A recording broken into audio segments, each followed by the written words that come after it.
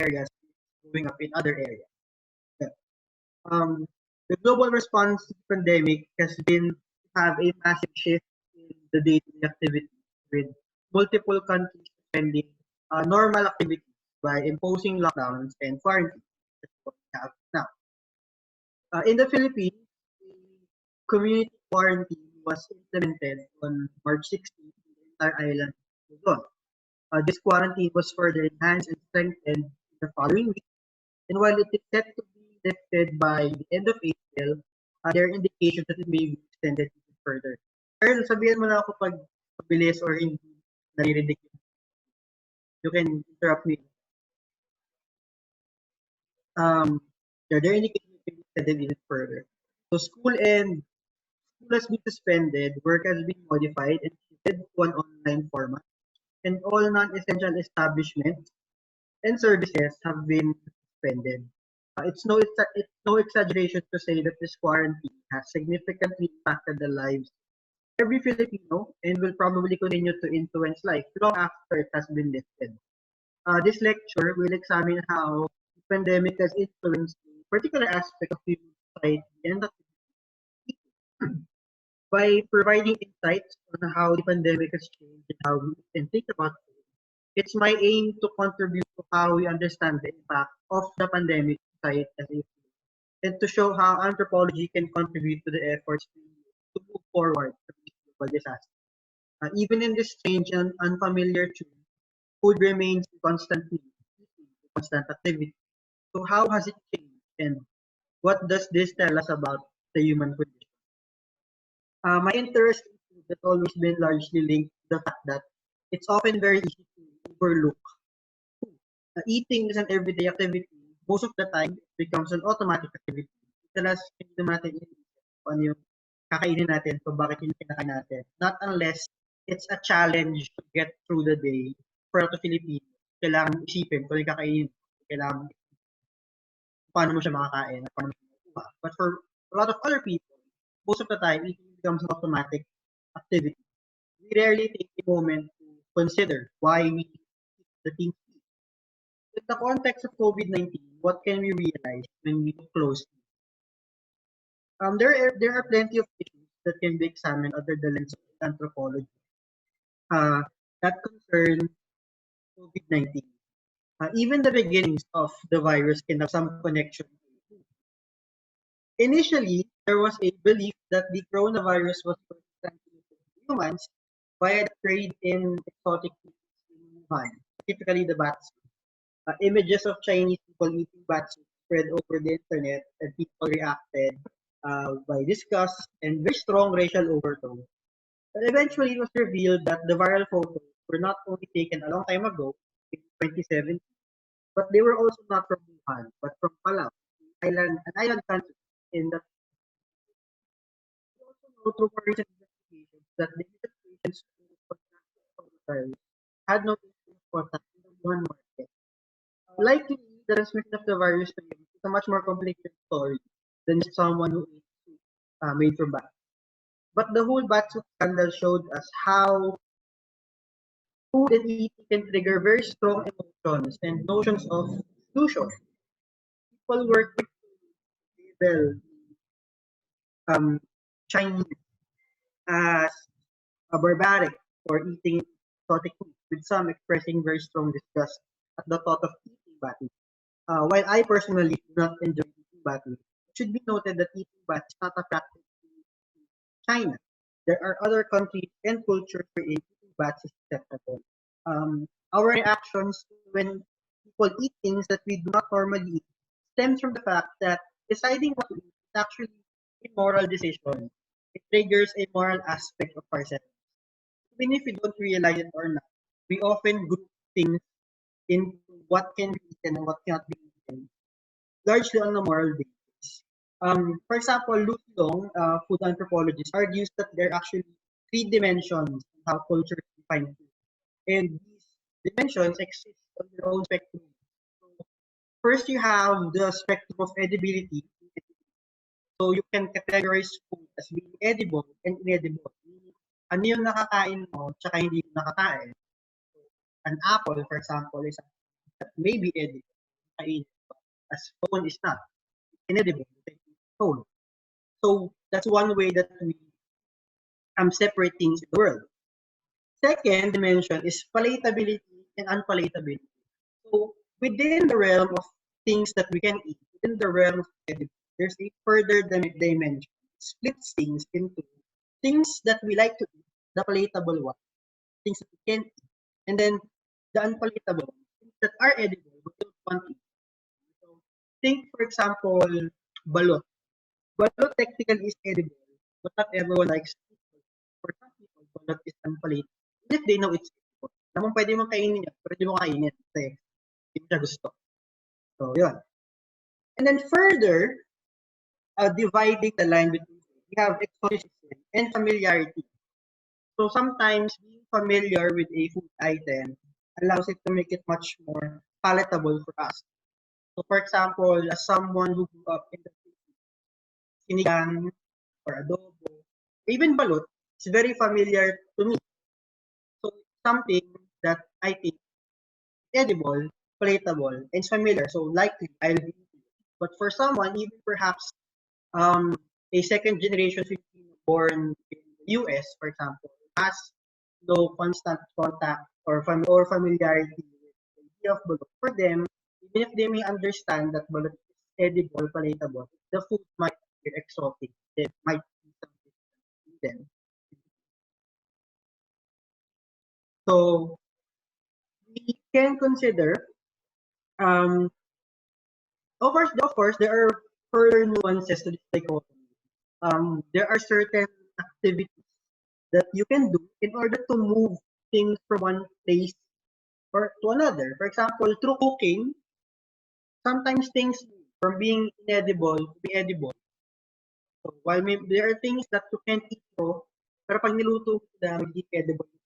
So there are interventions that um, you can do to move things from one place to another. Okay? Um, we, but viewing the Batsu scandal through the lens of this framework, we realize that even the strong reactions to the thought of eating bats is largely cultural, perhaps even exacerbated by fears over the virus, the need to control anxiety by placing blame on something concrete. In this case, China. Another significant concern related to food is the problem of food security. Of course, even before the pandemic, food security was already a concern.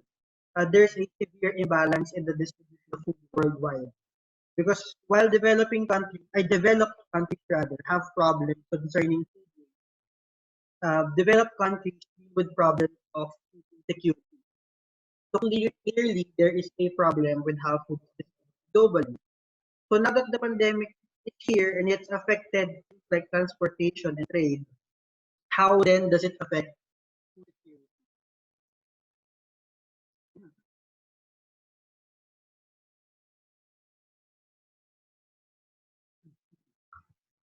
So Charing Javier and Gideon Lasco recently wrote a column in the Philippine Inquirer about food security in times of the pandemic, during the pandemic in the Philippines. While food availability has been relatively secure, as markets and food producers are still operational, but affected still by the virus because there is a stripped down workforce. Sometimes perhaps farmers can get sick, so they won't be able to work anymore. Or those who drive the trucks might get sick, won't be able to work anymore. And then there are difficulties in transportation, roadblocks, lockdowns. So despite all of that, uh, food availability is still relatively good. You have open market, grocery, kahit pa paano, may source yung people ng pagkuha ng makakain. However, it's food accessibility that's the primary concern of this pandemic. What does it matter that there's enough food if not enough people have access to it? It's here that we have to realize, well, the need to eat is a common need for everyone during this crisis. The ways that this need is met can be different, even difficult for others. Like so many aspects of this quarantine, we have to realize that food accessibility affects people from different social classes, per day. I myself have been fortunate enough to have a steady source of income even during the lockdown. And the most difficult experience I've had in quarantine so far is to line up for 3 hours to get to the supermarket. But I also realized that being able to have the means to shop at the supermarket in the first place is itself a privilege. A lot of families are dependent on the food packs that LG distributes, and often they have no choice on what they eat, usually some combination of rice and canned goods. This can lead to some nutritional concerns in the long run, of course. But as it stands, a lot of families don't have the luxury of considering the long run, not when they have to worry about getting it each and every day. It's important to be aware of these concerns because they will not go away when the virus will. What this pandemic has done is expose the vulnerabilities and injustices that are embedded in our current system, and a new normal should come out of it, one that addresses. Further point of interest regarding the issue of security is that for some individuals, this quarantine has actually highlighted the tendency to individualize the problems of food security. So what do I mean by this? During the initial stages of lockdown, it became difficult to access food items for a number of reasons. Um, some individuals practiced panic buying or hoarding, making it harder for others to access. Factories shut down or slowed production, limiting the number of fresh stocks. Markets and groceries had difficulties restocking because deliveries were affected with by the increased number of checkpoints and decreased number of available staff.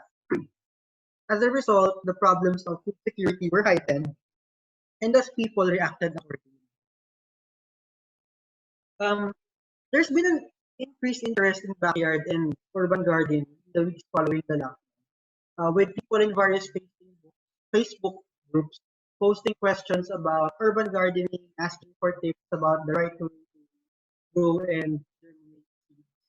So often I see people asking help on Facebook, showing pictures of seedlings, plants, seed packet. Maybe you can see here on screen. Katong silang advice kung paano ba papamuga to, how do I plant it properly. So there's this increased interest in planting within one's home, gardening within one's home. Not just gardening, growing edible plants, growing edible vegetables. In addition to that, various LGUs have also been involved in distributing seeds in order to promote and encourage backyard gardening. I myself have been keeping some plants like kangkong, pechay in the house. And these have been used whenever I need vegetables, and cooking sinigang or nilaga, for example. These points to a greater reliance on one's home, oneself, as the source of certain food items that may be difficult to get or to buy at the market. After all repeated trips to the market, it also increase one's chances of contracting the virus. That means that one spends more time in contact with other people. Here in Los Baños, the local government even distributed live chickens to some families, further giving them more tools to be self-reliant in the coming of quarantine. However, this would of course not be feasible in more urban settings, as there would be no space to keep live chickens for the need for a party. However, in spite of all this, I believe that this sudden interest in backyard and urban gardening is a good thing. If this continues even after the lockdown and the pandemic, then it will result in a decreased reliance in the industrial food system as a whole, which may actually be better for the environment in the long run. Urban gardening has long been pushed by some climate activists as a way of reducing one's carbon, as well as a means of ensuring the safety of one's food. Because after all, the best way to guarantee what's in your food is to grow it yourself. With the quarantine, it's given some people the chance to develop self-reliance in terms of managing their own food supply. Hopefully, it can give rise to what I would call the next step from self-reliant food security. There's this trend in highly condensed urban areas, such as in some areas of New York, for people to develop what's called urban community garden. This is essentially a scaled-up version of urban backyard garden. So people from a community take a place, for example, an abandoned abandoned lot or a park, and then they begin to cultivate edible vegetables in that area.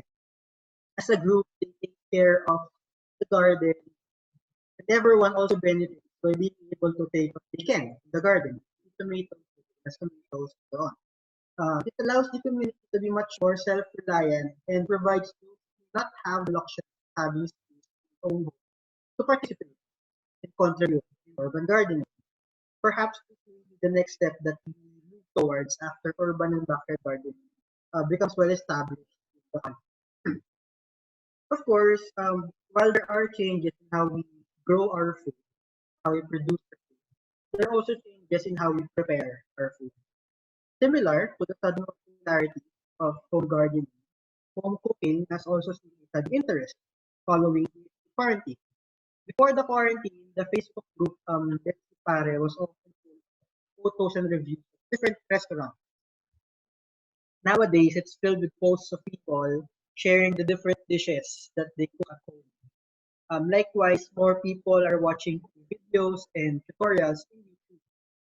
I encountered a Facebook post that jokingly said that you should buy a whole tray of eggs so that you have eggs for the next 2 weeks. Not so you can have multiple attempts at making and learning to make a plan. So what does this mean for the global food system? Before quarantine, there was a trend that home cooking, particularly in urban households, was decreasing, particularly for those living in apartments and condominiums, because these places often have very small areas for cooking meals, and then restaurants are available in every corner. So people just often choose to eat out. But now, with all the restaurants closing, or closed rather, people are rediscovering the joy of cooking.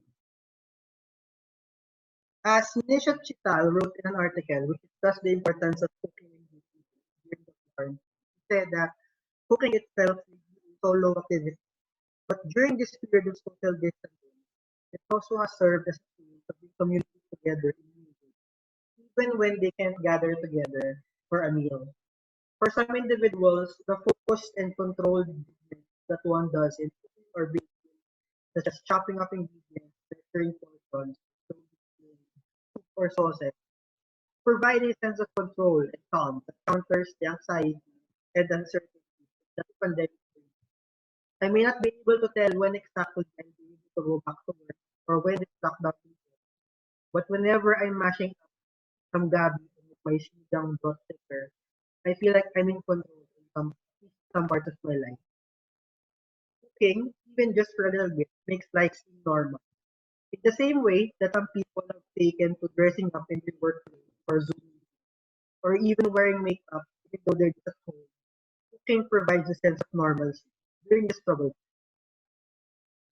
Now, if the way we grow and prepare our food is affected, the way we eat our food is affected as well.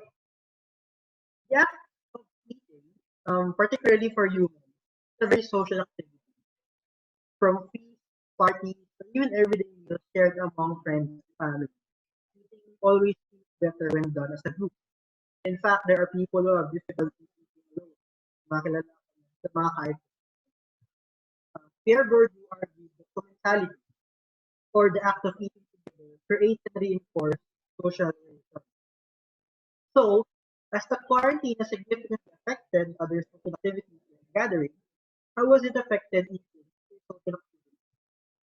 Perhaps counterintuitively, social eating has increased for some groups of people, with students staying at home because of school closures, parents having to work from home, the family is more complete than ever. From Facebook, I've seen people posting about how one of the silver linings of quarantine is being able to spend more time with the family, particularly when it comes to eating meals together. Of course, we cannot ignore the fact that for some families, having more people at home might actually make it harder to prepare meals, or that there are some families that are even more separated than ever, such as in the case of students who are stranded in the dorms, like in the case here in Baños, or perhaps overseas workers unable to come home. But it's also important to realize that one of the changes brought upon by the quarantine of the family. For Simmel, it is through the sharing of the everyday meals that people overcome their more biological needs and then transform habits. It can be argued, for example, that the Korean practice of mukbang, which involves someone eating certain amounts of food and then are watched by thousands of people, stem from this need to share food, or at least to have eating productivity. One side effect of the trend of urban population that I mentioned earlier is the tendency to eat out alone because people may have different work schedules. Ang ending is we have different times. So not a lot of the time with the family actually sits down. Family actually sits down and eats together. However, in light of the quarantine, people have no choice but to take meals together. And for some people, it means that everyone is finally present again for every meal. And it's that opportunity that allows them to reconnect as a family. In my research among Philippine migrant families in Hong Kong, I've observed that home cooking and eating together at home is an important activity in terms of strengthening family ties and for children to establish a strong Philippine identity, even though they live outside the Philippines. This shows just how powerful sharing meals are in shaping social life. Now, in summary, we can see that this pandemic has changed the way we look at food in different ways. It changed the way we grow our food. With the increased popularity of backyard and urban farming, we can also increase self-reliance outside industrial food. It changed how we prepare our food, allowing us to rediscover the joys of cooking and eating, which has had the additional therapeutic effect of helping us cope with the anxiety of the pandemic. And it's changed how we eat our food, allowing us to have more moments of social eating, perhaps with family and friends. Of course, we cannot discount the problem in insecurity that this pandemic has also brought upon. However, like I said earlier, what the pandemic did is really shed light on the various problems of access and inequality that have always been there, even before COVID-19. What's important is for us to keep awareness to make sure that even if after a cure is found and we begin to transition towards a new normal, we address these concerns ensure that in the future, when unexpected disasters hit, we will no longer have these problems. I believe that talking about what seems to be the mundane matters of food is important. Because as hopefully as I've shown here this afternoon, they help show problems. They help, and identifying the problem is always the first step towards it. Hopefully this lecture has given you who are listening much to think about. Thank you. So that's my lecture.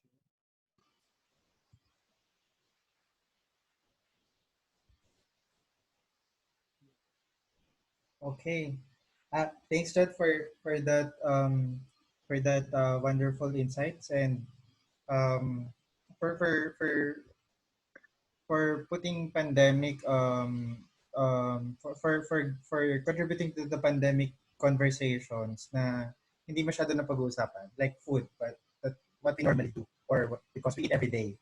Okay. So now I guess we can entertain two three questions from the audience sa Facebook as well as sa Zoom meeting natin. So we also have classmates dyan. May dalawa tayong Hello, classmates. Si hello, Cream at si Advocacy. Lia. Okay. Thank you for your support. Sige. If may questions kayo? Okay. Probably while we're waiting for them. Okay. Lia has a question. Okay. Let me read Leah's question, Jada. So, in terms of food, Okay. how about um, how about for people with food sensitivities? What do you think is the implication for their health, etc. during the COVID? Um, Food sensitivities, siguro I need to be more specific. Is this like a health concern na may diabetes, for example, or is it something that's more of a choice, like for vegetarians or vegans? Kasi siguro the answers might be different for those things. Um, Actually, sort of related to what I discussed when it comes to the increase of cooking at home, I think for a lot of people, um, it's become much healthier. Kasi syempre, if you stay away from fast food, for example, and you cook at home, chances are what you're cooking tends to be a lot more healthier. Diba? Unless of course, yun nga, kagaya na nabanggit ko kanina, yung niluluto mo, yung binibigyan din sa'yo ng government, most of the time, those tend to be preserved goods, like canned goods, for example. So, hindi naman healthy yun every day. Pero for other families who are cooking more at home and are eating out less, for example, during the first few weeks of the quarantine, sarado lahat ng mga fast food stores na malapit sa area namin. So, kahit na mag-crave ako ng chicken nugget, wala akong magawa kasi sarado yung McDo. Diba? So, ang kinakain lang namin, puro lutong bahay. So, actually, madalas, puro gulay, puro ulam, puro laga, ginisang gulay. Kasi yun yung madaling makuha. And, mas healthy yun. Diba? So, there's that. May tendency din naman na mas maging healthy yung diet mo. Kasi, yun nga, nagluluto ko kasi sa bahay eh. Although, maganda yung point na na-raise ni Ian na there might be individuals who have some trouble getting yung usual na pagkain nila. Baka kasi, for example, people who can't eat gluten, for example, or diabetic, baka meron silang mga food items na nakasanayan nilang kainin, na hinahirapan silang makuha kasi wala yun sa market or mas maubos yung stock. For example, here in Baños, medyo mahirap makapag-source ng fresh na isda, not unless you spend a long time sa palengke talaga. And of course, that gives you a high risk of maybe contracting the virus. Ayaw mo naman nun. Kung hindi mo talaga kailangan, ba't ka naman sa? So, for the most part, medyo meat-based yung kinakain namin dito sa bahay. So, may concerns doon. May health concerns doon, syempre. Kung puro pork yung kakainin, chicken. Factored din naman. When it comes to those who have food restrictions by choice, like vegans, vegetarians, I hear from a lot of my friends that they're enjoying kasi they get to cook more at home. Some of them have difficulty getting fresh vegetables.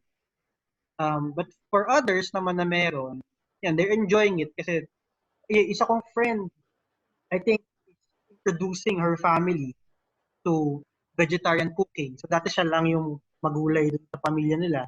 Ngayon, na-introduce yung pamilya. Parang na-influensya niya ibang members eat healthy. So there's this dynamic. So yun, I'm not sure if that really answers the question. Pero yun yung mga na-observe. Okay. I think Leah sa follow-up. Let me read Leah's follow-up. While we're waiting for some people to ask their questions or prepare their questions. So I agree, pero what about the government relief goods? Should we recommend something about it? For example, they give me 14 pieces of sardines with tomato sauce. I'm allergic to tomatoes. Yeah. For sure, dapat talaga i-address yung mga binibigay na food packs. Actually, a lot of nutritionists and dietitians have commented on that, have criticized that. Kasi, yun nga, of course, kailangan mong balance yan eh. Kailangan yung relief foods mo relatively cheap. At the same time, hindi siya madaling masira. So I guess that's why they arrive at like canned goods. Pero yun nga, long term, yung nutritional effects nun might be a problem sometime down the line. So, I think it would be important, yun nga, to consider allergies, for example, of people. When it comes to distributing yung food packs nga. Siyempre, I think like all other aspects of the quarantine, mahalagang makinig ka dun sa constituents at sa expert. Diba? So, I'm not sure if there are experts who, like expert dietitians, expert nutritionists who are part of the team that assemble yung mga canned goods, yung mga release packs. If there are, I think they're doing their job naman. If not, they should be. They should have people. They should have experts. Um, Although you also see in some of the other LGUs naman, I think in Baguio, sa some parts of Caloocan, ang relief packs nila is made of vegetables that they buy straight from farmers. So, bibigyan ka nila ng, kumbaga, pakbet kit na may lahat ng gulay na kailangan mo para gumawa ng pakbet nandun na. Tapos lulutuin na lang. That's a healthier option. At the same time, it allows the farmers to have a venue kung saan nila ibibenta yung mga produce nila. So it benefits everyone. So feeling ko yun, mas magandang direction yun. But I'm not sure how you'll be able to implement that national scale. Kasi syempre, iba-iba rin yung concerns ng bawat.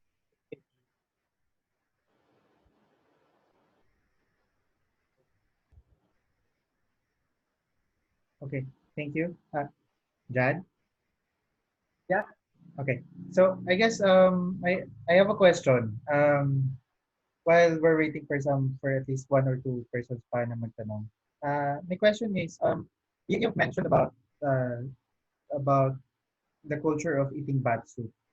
So it's actually I guess um not only exclusive to China but also I guess from some other areas in the Philippines as well, or probably Southeast Asia. So my question is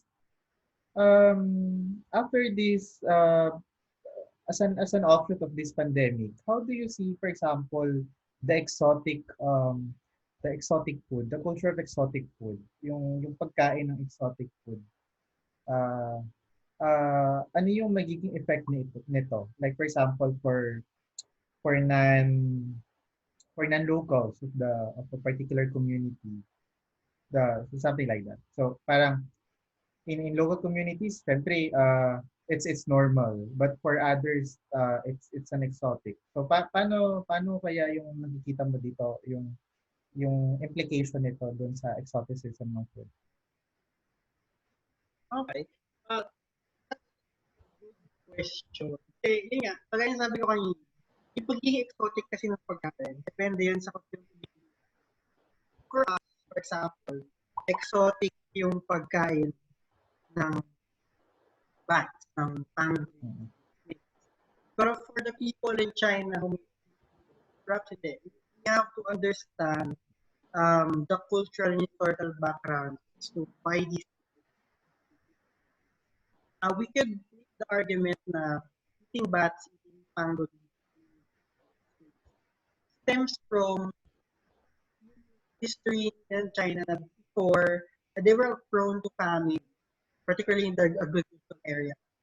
So, nagkaroon ng point sa history nila na wala silang makain. They hunted bats, they hunted snakes, they eat those things. So, maybe initially for them, it was a bit of a challenge trying to eat animals. Pero eventually, nasanay sila kasi again, they need to survive. So, for them, it's not exotic anymore. Familiar. Maybe they develop acquired history.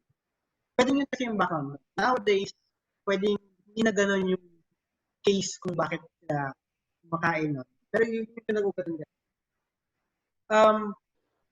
Although, meron din naman talaga yung exotic frame. Ito naman ang kagaling yung culinary tourism. For example, pag ako yung maalis ng bansa, nag-travel, gusto kong makakain ng kakaiba. Makakain. So, hindi mo rin pala tanggalin yun. So, in terms of the need for people to explore, to try new things, for exotic you can't take that away. The more you try to take that away, the more na the more na mahirap siyang i-regulate. So, I think the best way is to just make sure na well-regulated yung yun. So, I've seen photos of the Wuhan market. Napakita nila na hindi rin naman talaga siya yung pinaka-hygienic na lugar. You have exotic animals stacked on top of each other in cages. And for example, yung mga dumi ng mga sa ibabaw, sa baba. That's an easy way transmit viruses from one animal to another. Coupled with yung unsanitary practice pag-prepare ng mga animal sa recipe, disaster naman. But if we phrase that and make it so na mas strict yung practices natin when it comes to handling animals, maybe we sort of lessen the risk of transmission. Kasi kapag hinikpitan mo naman yung trade, ang mangyayari, mag-ilalim lang siya, magiging underground trade. That becomes much more difficult to track. Mas mataas lalo yung risk mo infection. Kung matatanggal kasi yung curiosity ng other individuals to try new. And for some people, pwedeng bats, for example, might remind them of a time in the past na, for example, naghihirap sila, yes, pero they were together as a family. It's not just something that you evokes memories as well, evokes emotions as well. So, baka mamaya kaya pala kumakain ng bat soup, for example, yung isang kasi naalala niya yung lolo niya, for example. Hindi lang dahil sa gusto niya ng maraming dimensions kasi, what I'm saying. Nagpapag-analyze ng pagkain. So, and the best way to is to lean into it. Just make sure na if people are going to do it, they do it properly. I think. Okay. I guess, may tanong pa po ba? Okay. Kung wala na, siguro kahit dun sa mga makakapanood itong itong recording nito, you may comment your questions and we'll ask them to answer it eventually siguro, no? So, on behalf of the organizing committee and the Partido State University, nagpapasalamat kami ng marami kay Jad De Guzman. So, Jad, thank you so much for taking time. Sa Bicol, we say it just mabalos. That's our thank you. So, just mabalos, Jad. Maybe after siguro pag may time pa tayo next week to next week, maybe we can do a more like conversation type. We can do a conversation na kwentuhan with the rest of with all of our lecturers for the segment, I guess. So parang more kwentuhan. Okay. So may doon pa sa mga participants. May question ata dito isa. May question ata si Baños. Okay. Sagutin ko. Sige. Late. Sabi niya, ba't naging hype yung Dalgona coffee? Trending foreign. Sige. So, yeah, napansin ko yan. Actually, nag-evolve na nga siya eh. Parang recently may nakita ko parang Dalgona strawberry. Parang tanga ata. So, for the Dalgona coffee trend, parang it's a drink. You take instant coffee. Tapos i-whip mo siya para maging parang whip siya. Add milk. Tapos, may maganda siya tignan. Tapos masarap din siya. Siguro kaya siya naging hype kasi there's this whole process making it. The process is very tedious. Yung pag-whip kasi ng coffee, matagal talaga siya by hand, siguro 10 to 15 minutes. Even with a mixer, ang hirap, ang tagal bago mo gawin yun. So there's this ritual, there's this effort involved. And doon papasok yung dito kanina na social aspect of it. Once you try it, once you try to make your own Dalgona coffee, then you share it online, you become part of the group of people who've done it as well. You'll be able to share in the experience na nakakangalay, for example, braso sa tagal ng pag-whip mo. And you'll be able to understand yung sinasabi ng mga tao na sobrang sulit niya kahit nakapagod kasi ang sarap niya afterwards. You're sharing community of people who are trying out this trend. You feel like you're part of a group, di ba? Yung mga taong gumawa ng coffee. People who can't have coffee, don't have coffee. They make different drinks. They make Milo, for example. They make yung strawberry dalgona. Kasi at the end of it all, hindi naman siya yung paggawa lang. it's going through the process, going through the motion. For some people, medyo meditative yung pag-whip mo nung mixture. Parang nakakapag-focus ka din sa pag-whip. Girlfriend ko actually, the way she did it was, she had a dalgona making party online with a friend. Yung mga kaibigan niya, sabay-sabay silang gumawa habang sila ay sabay-sabay silang gumagawa, tatawanan sila. Kasi syempre mahirap, nakakangalay. And in that, may some sort of normalcy ka kasi nakalimutan mo yung virus, nakalimutan mo yung threat ng quarantine. You're just laughing. So, gumagawa lang yung drink. I think that's patok siya. Gives people a chance to be part of stuff. Okay. Jad, may biglang may biglang nagtanong.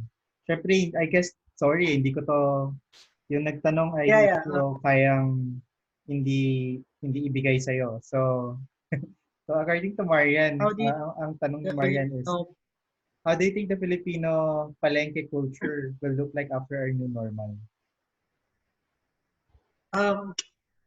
It will change a lot. Actually, to be honest, I haven't been, before the quarantine, lagi ako nagpupunta sa palengke ng Los Baños. So nakikita ko siya, kung paano siya before the quarantine. It's like a usual palengke. You have people coming there, developing relationships with vendors, may mga bagsak product, at may mga araw na parang walang laman yung palengke, may mga araw. Marami naman. Pero since the pandemic started, I haven't been able to go to palengke. Kasi sobrang haba ng pila para makapasok. They're really tight. So I haven't seen it like on the But I think there will be a lot of changes. Not just in the palengke culture, but Philippine society in general. Feeling ko matagal bago natin ma-shape yung social distancing. Which may be hard for us as people. Kasi before the pandemic naman, hindi naman issue sa atin masyado yung personal space. Maliit lang yung personal space natin. Hindi naman tayo masyadong nagreklamo kung mas sa palengke. Pero now, because of the quarantine, that might change. So, it's possible na baka magkaroon ng siguro slightly, which I think is good, slightly more, an increase in sanitary practice in the palengke. It's a good thing. But apart from that, I'm not really sure exactly why not change. Siguro, maybe at the same time. But it will be interesting to see how it all works out after.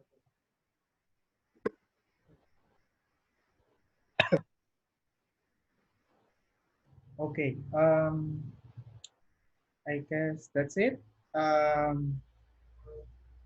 For if may mga tanong pa po kayo, please comment na lang po yung mga tanong and we'll send it to Jad and I'll make sure Jad will answer those questions. Okay. So, again, thank you po sa ating mga participants sa Facebook and sa Zoom. And to Jad and Marian for joining us this afternoon and sa mga classmates natin and sa students for joining us. So, thank you so much sa inyong lahat. Tomorrow we'll be talking about coping with ECQ stress with Ma'am Janina Borromeo 4:30 in the afternoon. So, thank you guys. Jad, salamat. Thank you. Bye-bye.